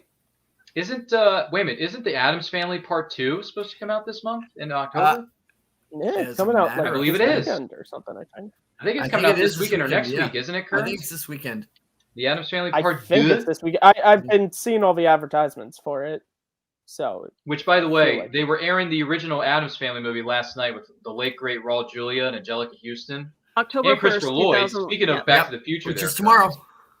Wow, there you go. So if anyone's looking for nice family fare that won't scare the bejesus out of everybody in the room, Check out The Addams Family too. It's a nice, happy-go-lucky film, I'm sure. I mean, they're creepy and they're kooky, spooky and ooky, as the theme song says. Just do the snaps. Dun-dun-dun-dun. There you go. See, Willow knows what I'm talking about. Hey, I grew up watching the original black and white one, so it's... Wait a minute, you watched it? Wow, I grew up watching the animated series on Cartoon Network. Do you remember that? Yeah. It wasn't bad. Like, I don't think it was terrible. I enjoyed it. Listen, I got a rare one for you, okay? If you can find it, find the Scooby-Doo new mystery movies where it's Scooby-Doo and the Addams Family from the 1970s. No kidding. Oh. Yeah. It was not released on DVD due to the fact that the owners of the Addams Family did not want Hanna-Barbera to have the rights to that. Oh, wow. Speaking of things that debuted in the 90s, there was, granted, this movie's nowhere near as good as the original two with Angelica Houston and the late, great Raul Julia. By the way, rest in peace, Raul Julia, for sure.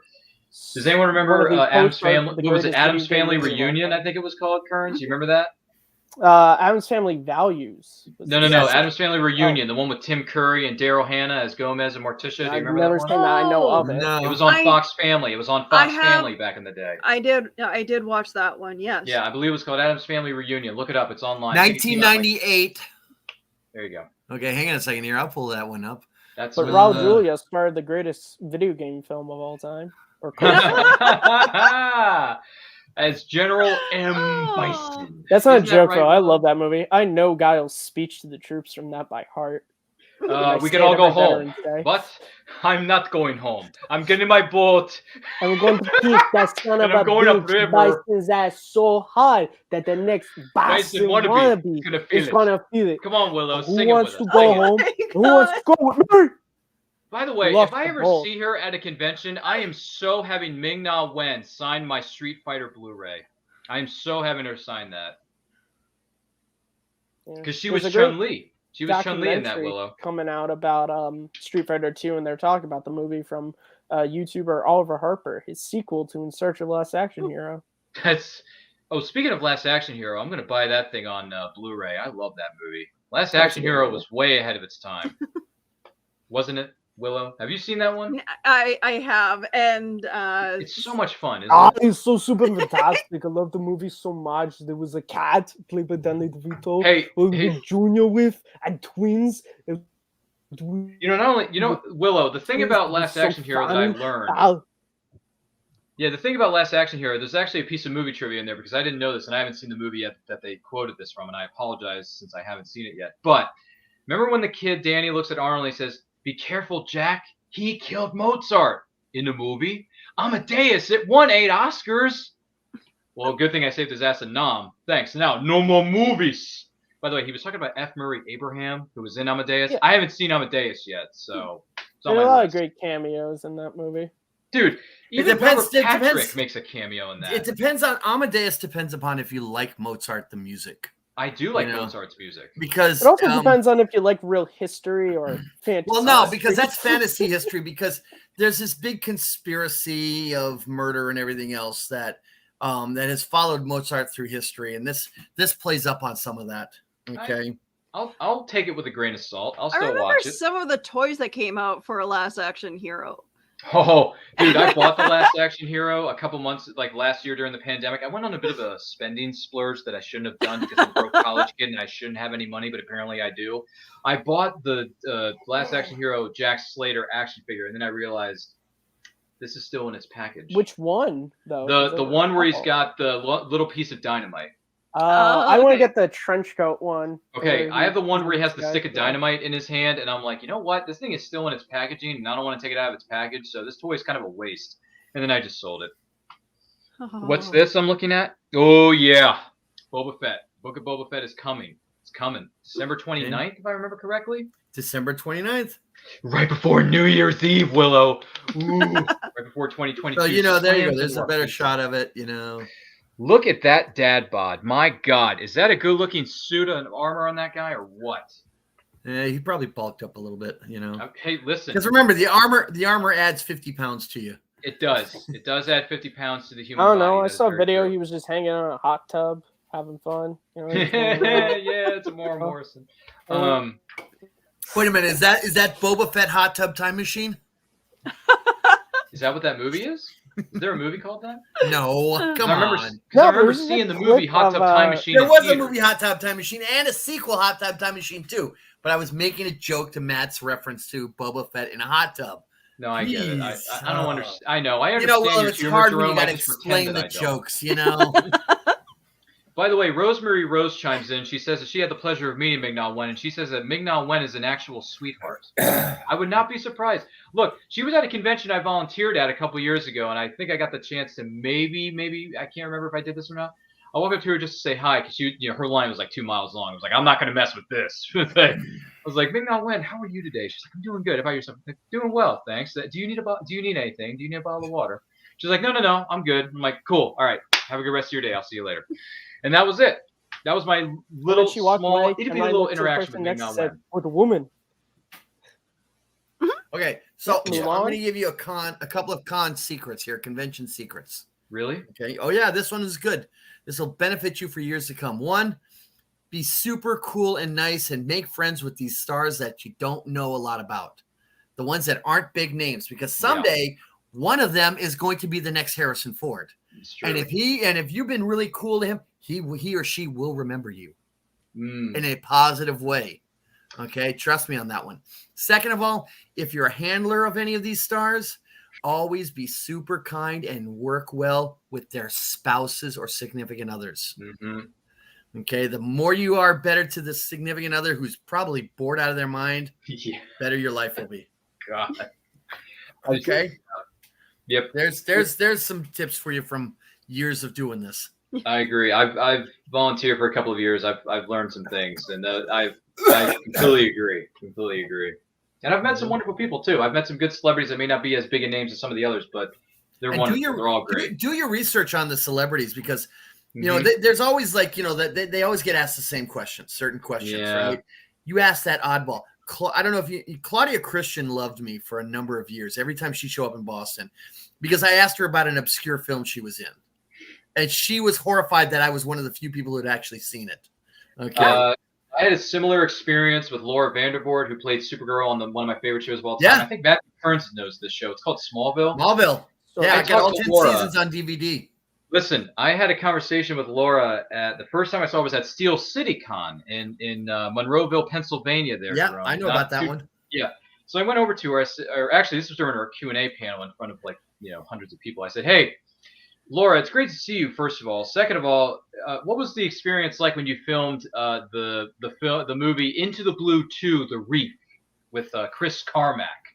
She looks at me and she says, well, I got a week in the Bahamas out of it, but other than that, I can't remember much. And I'm like, okay, so you didn't have a great experience. I get it.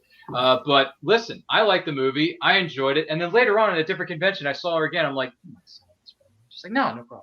She signed my Into the Blue 2 DVD, and I was like, thanks, Laura. Appreciate it. That story you told reminds me of, have you ever heard Michael Caine talk about Jaws 4: The Revenge? Yes. He says that. He said, I never saw the movie, but I saw the house it built, and it's very nice. Yeah. Yeah, you look at some of these films that some of these actors do, and you look at it, you're going, his Oscar because he was filming that. Yeah, Laura Vandervoort didn't really like Into the Blue to the Reef, but at least I got her to talk about it for a bit. Yeah, but see, you look at a lot of those films, right? And you look at it going, how big of a mortgage payment did you miss that you needed to do this film for? And that's what you look at some of these films. That's why they do it, is they do it for the cash on some of these films. I had a great conversation with one woman who was in, what was it, like Sharknado? Sharknado, though, is a classic now. No, it's not. No, it's not. It's sci-fi too. It was weird. Sharknado is a dumpster fire. I saw the one that go back in time to the first one. No, I haven't seen that one. I haven't seen, what's that, the fifth or the sixth one? I don't get what the point of that is, since the dad from Home Alone isn't even there anymore. Oh, John Hurd. John Hurd. Yeah, John Hurd. You're thinking of John Hurd. You can't. But see, that's the thing. Who's going to ask? I don't get it. I don't get it. I don't get it. Yeah, Josh Baskin. I still don't get it. But when the second one came out, man, everybody in Hollywood tried to get into that film. They even made references to Sharknado in Big Bang Theory. Oh, God. With Will Wheaton, who goes, I got a chance at a Sharknado film. And off he goes. And what happens? He gets killed in a Sharknado's 2 film. Oh, really? Nice. Yeah, Will Wheaton, second film. They're on an airplane. Shark just rips his head right off. It's hysterical. Catch me, Well, Will Wheaton Wheaton. Did he just thinks say about the revenge fact is a he was dish in- best served cold in Klingon?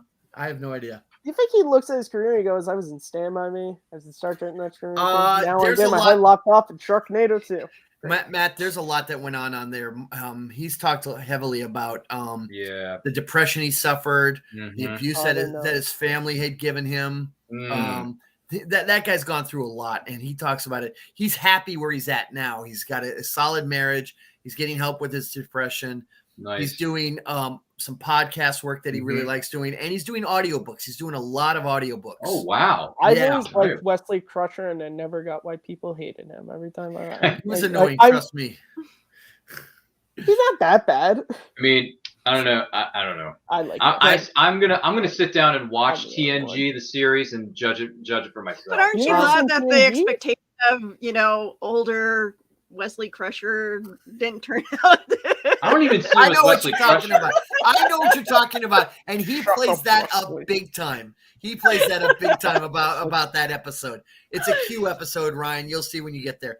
Red alert. But if you really want to see hear something good, go get Ready Player One, the audio book. Will Wheaton does the audio on that, and it's really good. Nice. Get the unabridged one. It's worth your time. Okay, that's cool. I can dig that. I can dig that one. Yeah. Catch me, Will Wheaton. Sheldon. Yeah, I met Will Wheaton a few years back, and now with what I know now and from back then and the interaction I had with him, a lot of the negative aspects of Will Wheaton back in the early 2000s and the 90s, a lot of it made a lot of sense now. Well, if I ever meet Will Wheaton, I will have to get him to sign that picture of him and he wasn't doing autographs for a long time. Let's see here. What is it? Rose chimes in. She says, Will Wheaton is great. I enjoyed his tabletop game show that took place a few years back. Okay. Yeah. All right. Some people are trying to convince me to buy some board games nowadays. And I'm like, dude, I have a hard enough time just keeping up with my DVDs. Why would I want to add more board games to my collection? Gee whiz. Because you have space in your apartment somewhere that you I probably do. I just don't know where the space is.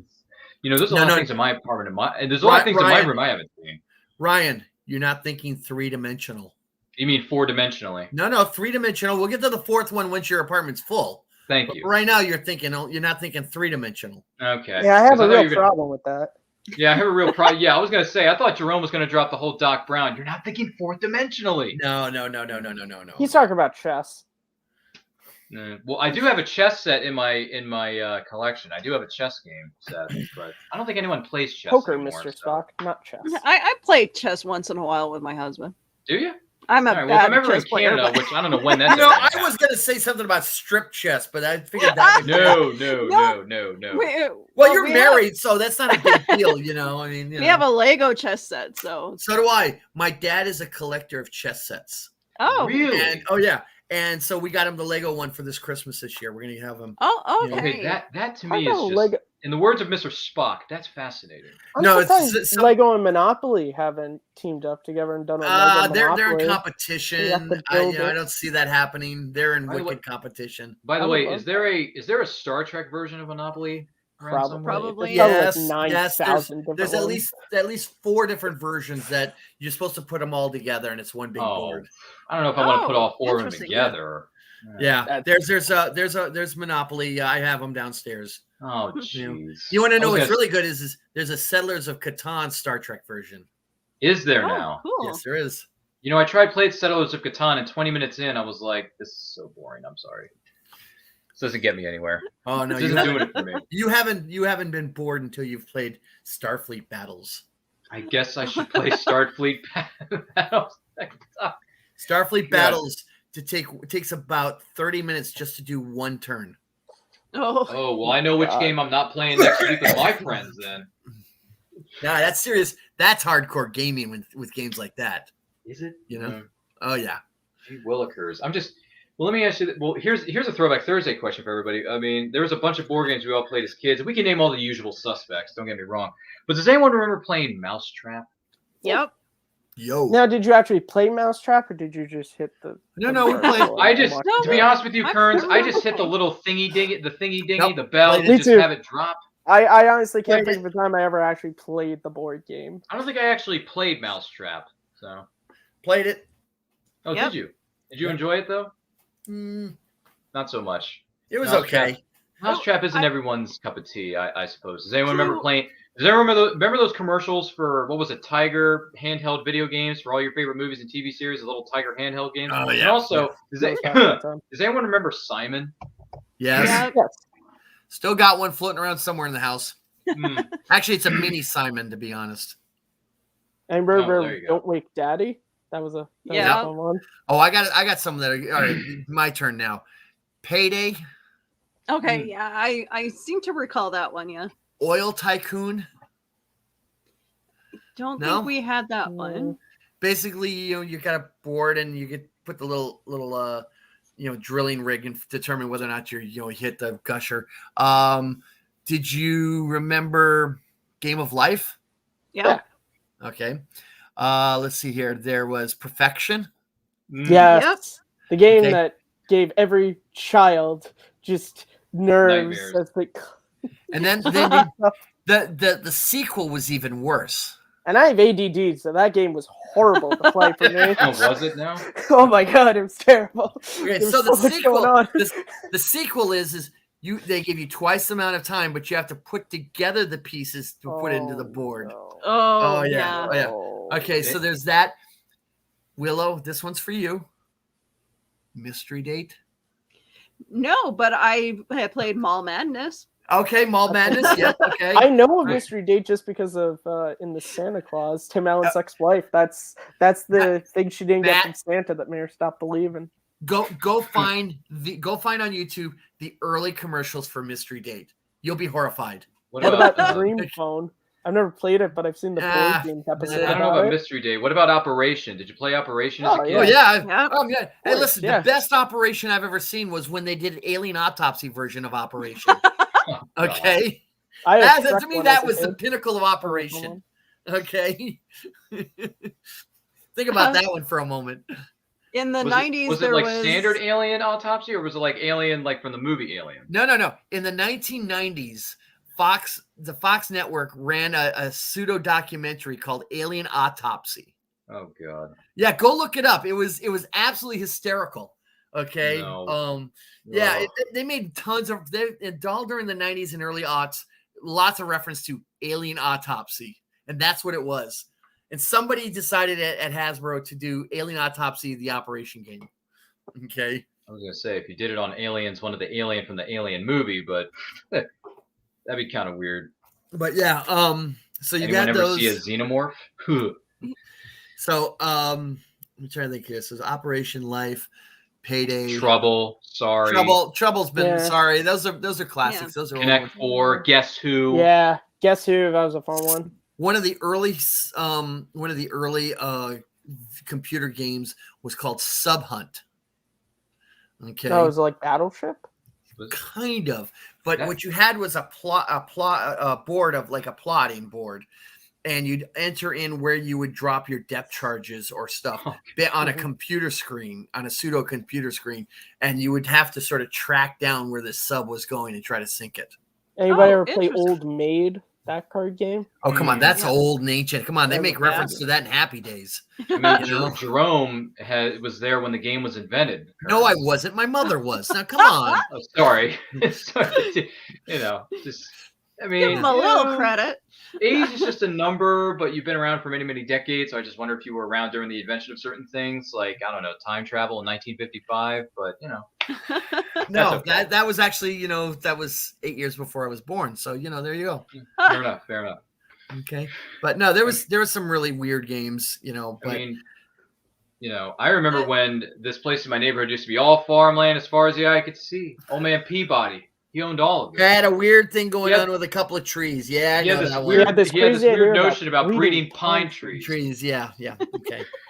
Do you remember that, Willow? Do you remember old man Peabody? I mean, my gosh.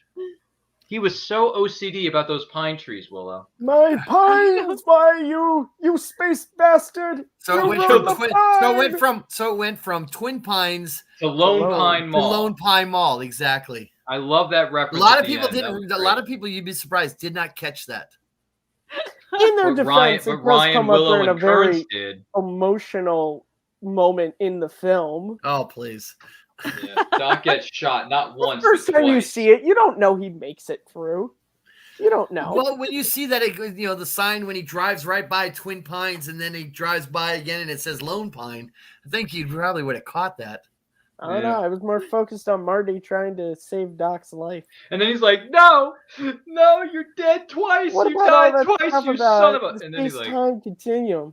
I figured, what the hell? What the hell? Puts the letter back together, which he tore up, by the way, in like 30, which, by like, the way, the wind took it. The wind. If you watch when he tore it up, the wind grabbed several dozen pieces of it. Yeah. You know? So I'm like, how did he put that back together? Good question. I mean, hey, but you know what? It's called movie magic, folks. I don't know. Movie Doc magic. Brown invented a time machine. I figure he can, put together. Yeah, I mean, he did invent the flux capacitor, so. Yeah, but see, it's no overthruster. Okay? It's no overthruster. So that's the more important thing. It's not an overthruster. I mean, the flux capacitor is cool, but can it go into other dimensions like Buckaroo can? Buckaroo. Okay. Oh. Now, see, the overthruster, go look it up. It's in a million different movies. The actual overthruster prop. It's goes from movie to movie to movie to movie to movie. Flux capacitor doesn't. It's a good point, I guess. That's what happens when something's trademarked. Yeah. All right. Hey, Score one for Matt there. Okay. I was gonna say, there's no big deal. We got Mr. Fusion, right? You know what? I have a friend who he has an actual DeLorean, the same make and model as the one in Back to the Future. They're not that hard to find. You go to the Michael. junkyard nowadays. But he says it is the worst car to own. It is a mechanical nightmare. The seat doesn't even go back very far. I don't think it can go back far, can it? It can go back further, but it's designed not to. Basically, once you get into it, designed so you could put golf clubs in the back. John DeLorean. That's what he put designed. Golf clubs in the back, yeah. But see, John DeLorean. Here's the problem I have with the Back to the Future 3. Okay, so spoiler alert: if you have, good night, Rose.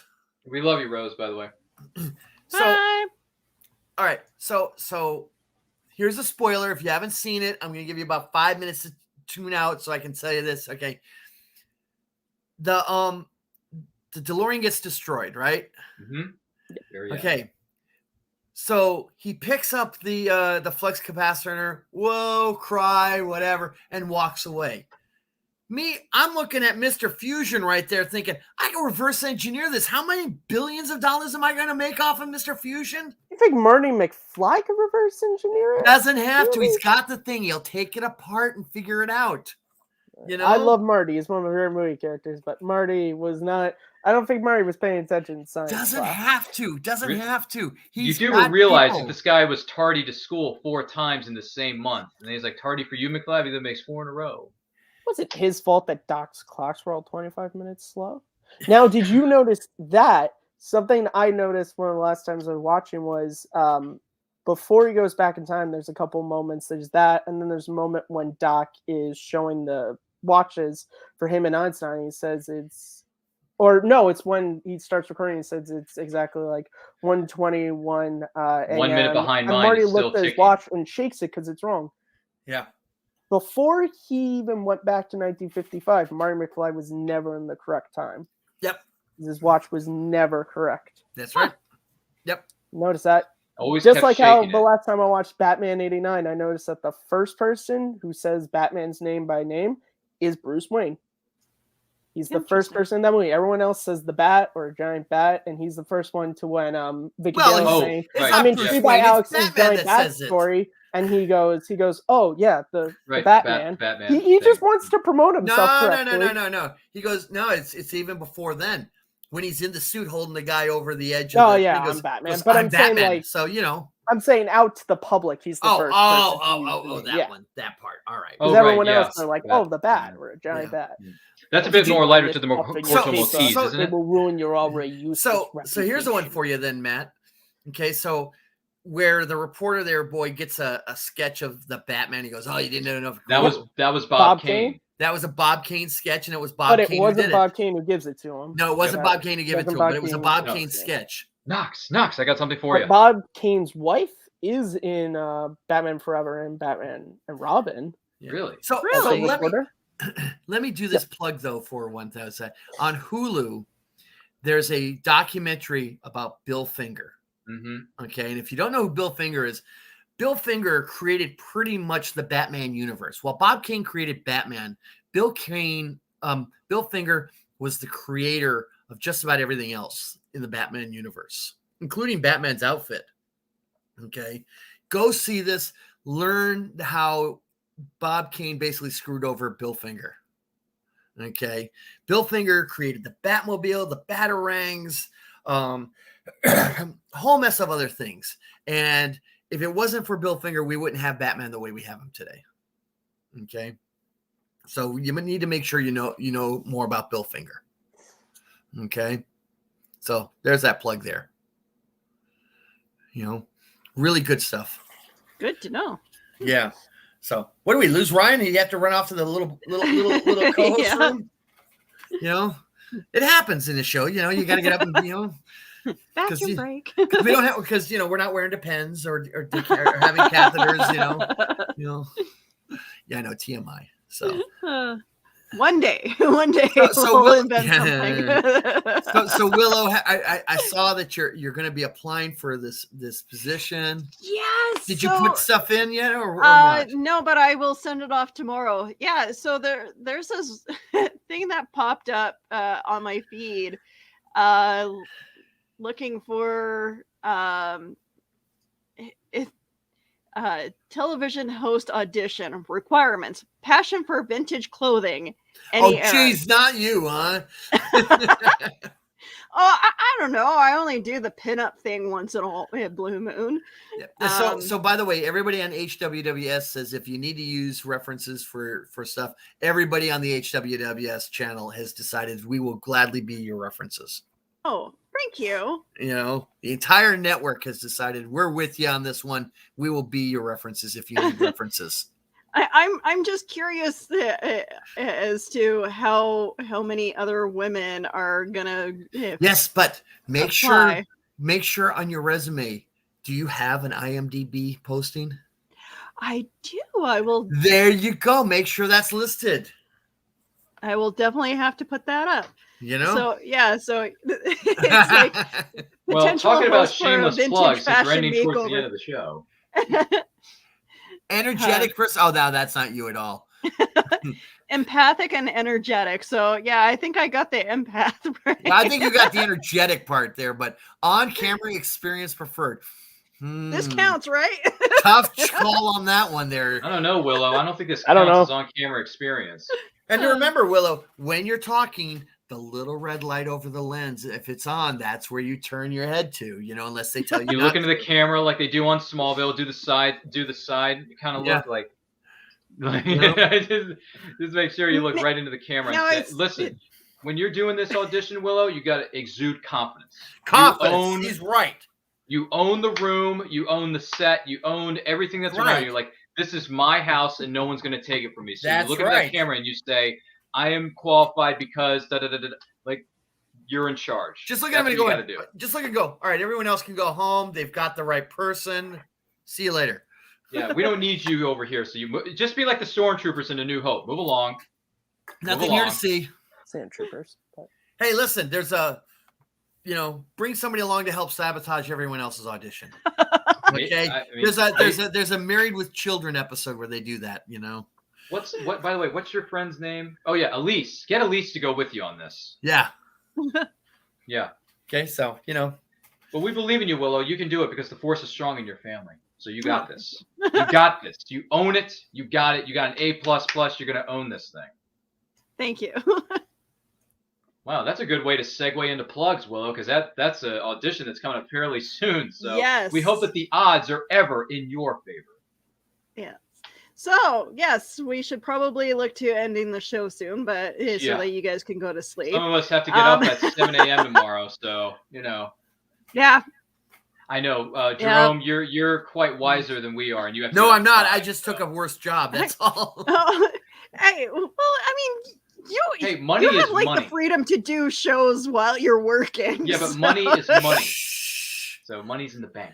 Listen, the joys of hiding in pretty much the back room is what it comes down to, Or you can just hide in the back room.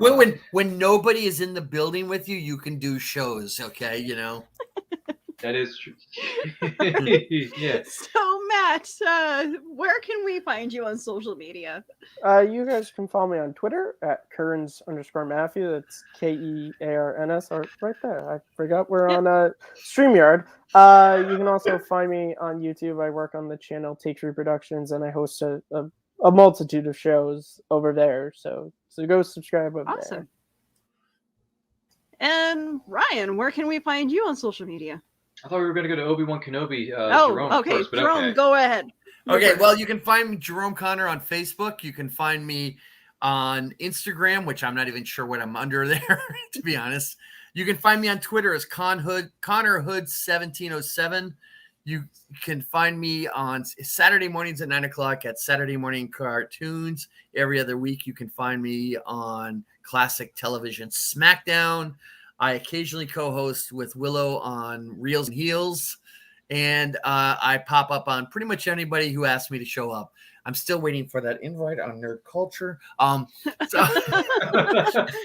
But you can also somewhere out there in the grand wilderness that is known as the internet, there's even a MySpace page for me out there. So I don't even know where it's at anymore. Yep. So you can find me all over the place. All right, Ryan. Oh, dear heavens almighty. The things I put up with on this show. Listen, let me tell you something. Jerome, you've been on Nerd Culture's videos before as part of Battle of the Nerds. I have. So it's not like we haven't invited you to the party, to the studio. You've been to Studio 56 on the Sunset Strip with us, so it's okay. But anyway, listen.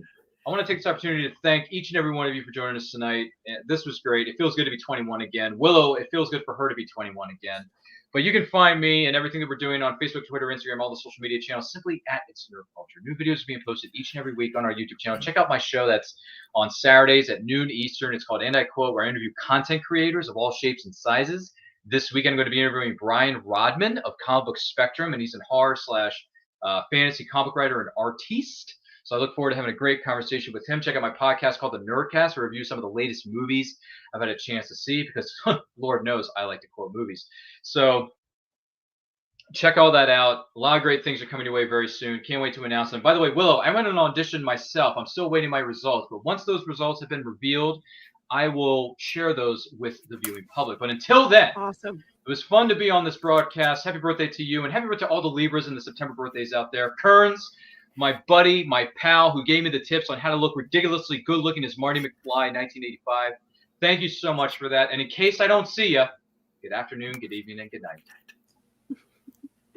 All right, so you guys can find me all over social media. I am the social media socialite as well.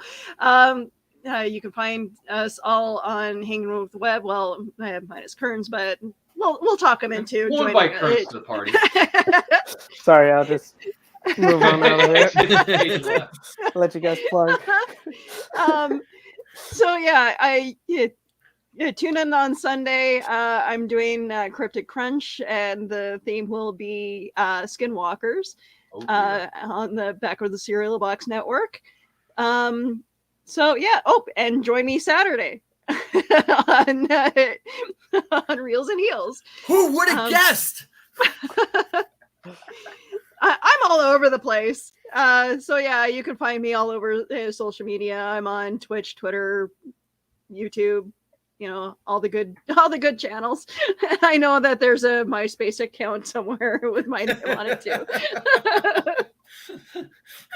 All right, you guys have a great night. I'm gonna end the show with this. I'm GW Amateur. I'm Dina Marie.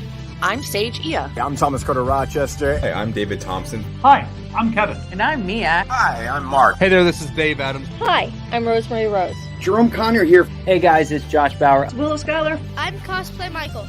Abba. It's your boy Country. I'm Ryan Permison. And I'd like to ask you guys, please subscribe. Please subscribe. Please subscribe. Please subscribe. Please subscribe. Please subscribe. Please subscribe. Subscribe. Please subscribe to HWWS Web TV. Great bunch of people. And don't forget to smash the bell. Ring that bell. Smash that bell. Hit that bell. Hit the bell to be notified. Hit the bell to get notified of new shows and videos. You're going to want to do that, so do that soon. So we can cross that 20,000 mark. And get us to 100,000 subscribers. To 1 million, and 10 million, and 100 million. On HWWS. Web TV. You'll really like it. I guarantee it. Thank you.